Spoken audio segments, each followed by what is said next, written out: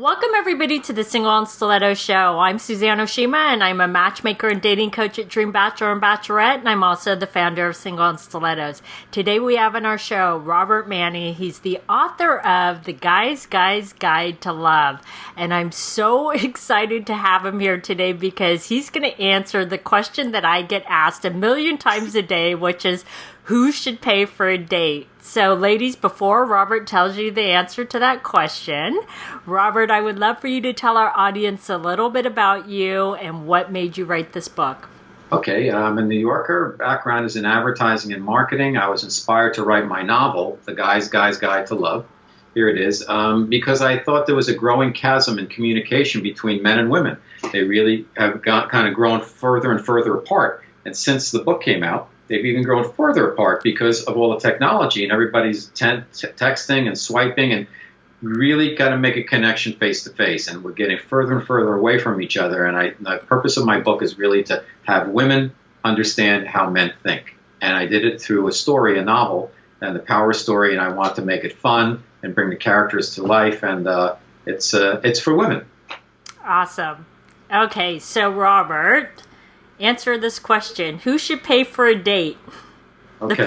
We're talking about a first date, by the way, right? Yep. So a little drum roll. If the guy asks, I think a guy should ask a woman out. It's easy. It'll work out. It can happen any way nowadays, but I think it's easier to just get into the flow if a guy asks a woman out and the guy should pay. Now, it's just something that I don't have any elasticity on. If a guy asks a woman out the first time, guy should pick up the check, period. Now, that doesn't mean the first date should be going out to an elaborate dinner. I think a first date should be coffee or a cocktail, and if it goes great, maybe you have a second drink and some appetizers, or you go someplace else or whatever, and then you call it a night. You want to keep it short and simple. The first date, but the guy should pick. It should be no question about it. Guy asks you out. He wants to meet up. Pick up the check. If a woman might say to herself, "This guy's expecting me to do something because he's paying for me." Well, she can offer to pay half, and if she's really adamant about it, then she won't let the guy pay for it. She wants to pay half. Fine, that's her prerogative. But I think most guys will go along with the program. If you let them start sloughing off at the beginning and splitting everything, then that's how the relationship's going to be. I think it's much better if you get into an organic relationship where the guy picks up the first date, he offers on the second date, and over time, unless the woman doesn't pick up any check, the guy things will kind of work themselves out. There's different ways of paying for things, and I'm put sex aside. I'm not talking about sex, but you know what? You can get a guy a bottle of wine. If you don't want to pick up the check sometime, get him a bottle of wine, cook him dinner. There's different ways of showing that the partnership is on equal footing, that it's not just, if the guy's a hedge fund manager and you're working at a gym, okay, he should pay all the time. But if you're both, working, corporate jobs, and you're both in competitive environments, it's still something that should be done. The guy asks you out, he should pay the first date. And keep it going until the woman opens up her pocketbook and says, hey, I'll take care of this one, or let's split this one, or whatever. And it should be kind of a no-brainer. But nowadays, people get into this thing where they hang out, they don't know what a date is. It's like there's all this who should pay. And, ladies, let the guy see. It's a good test to see if he's a gentleman. He asks you out, first date, he should pay. After that, you can work it out organically and see what feels right.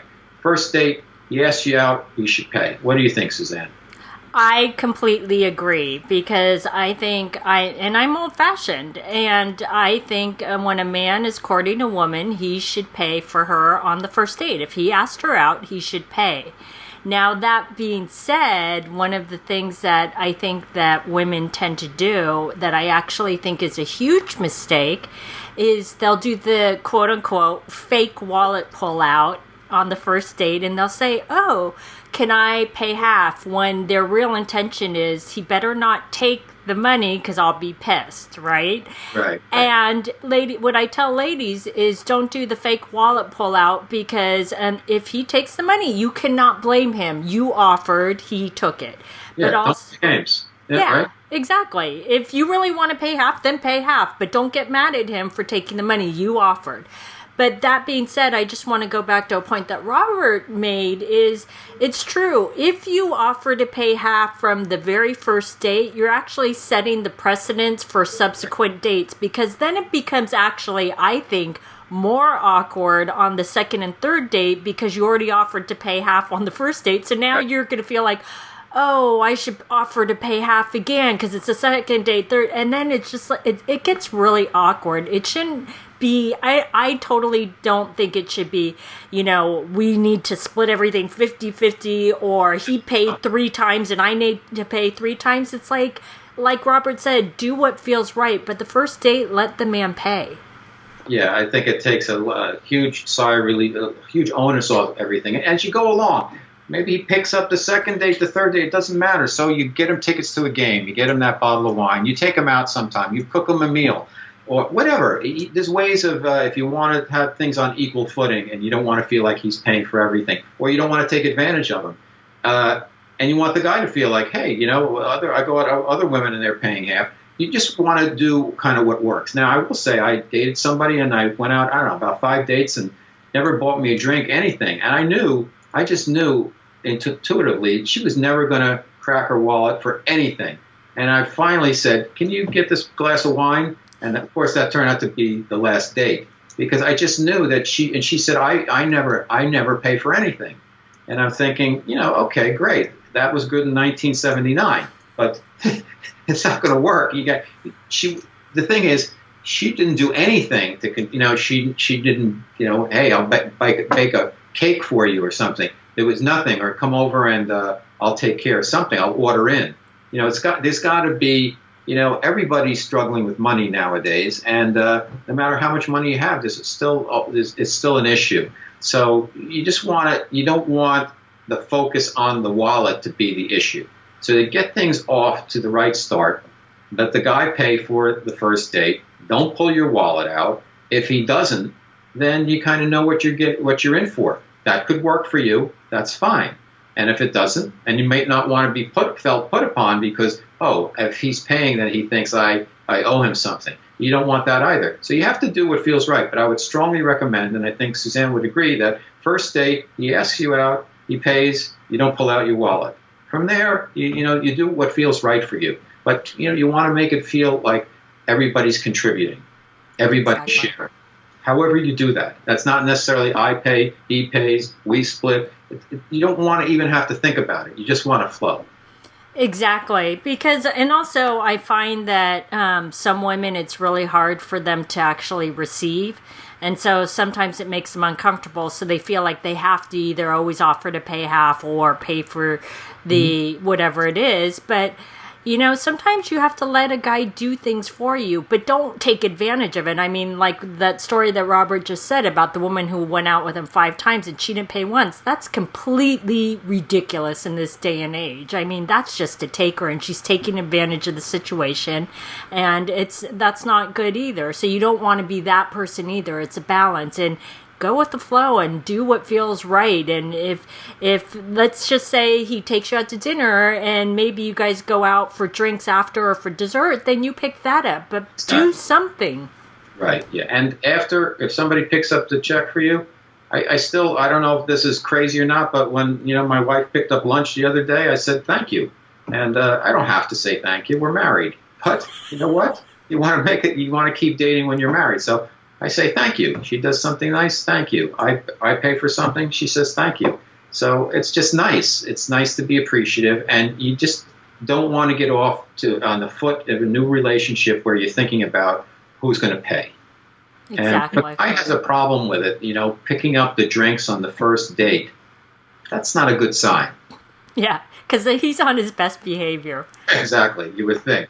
Yeah. And if it's his best behavior, that's not so great. Exactly. And I'm so glad that you added in the part about saying thank you, because I can't tell you how many men have actually told me where a woman won't say thank you, and that irritates men more than you will ever know, because they feel like they've been taken for granted and that they should just pay. It's like, ladies, thank you goes a long way. And when I was out there dating, when a guy would take me out, not only would I say thank you on the date at the end of the date, but I would text him the next day and say thank you, even if I wasn't interested, or obviously if I was interested, but you say thank you again. It's proper etiquette. Right, exactly. And it's so easy. And it's just, you want it to be something that's just muscle memory. You don't even think about it. It's just somebody does something for you. Thank you. It's like opening up the door. Like there was, for a while, people were saying, "Oh, don't let a guy open up the door for you." But it's just polite. And I nowadays, I don't think any woman or anybody says, "Don't open the door for me." If you hold the door for somebody, you say thanks, and that's just makes it easier. Just be appreciative for the small niceties in life. It just go with the flow, and it starts out. You make a man a man. He asks you out. He picks up the check. And you say thank you. Exactly. All right. Well, these have been some great tips. So, Robert, tell our audience how they can find you in your awesome book. Okay, so robertmanni.com is my website and blog. The book, once again, The Guy's Guide to Love. You can find it on Amazon, any of the e-tailers, and some bookstores. And Guys Radio, my podcast on iTunes. Awesome. And ladies, I highly recommend you go get Robert's book, because I'm not a big reader. When I picked up his book, I couldn't put it down. It was so good. If you like Sex and the City, you will love his book. Trust me. Thanks so much, Suzanne. And thank you, everybody. I hope it could be helpful. Thanks, everyone, for joining us on the Single and Stiletto Show. Our show is available both in video format and podcast format. If you'd like to view the videos, you can go to singleandstilettos.com. If you'd like to get the podcast, you can download it from iTunes. And if you would like to get our free ebook on the 3 secrets guaranteed to attract any man based on scientific research, you can click right here on the video, or you can go to singleandstilettos.com.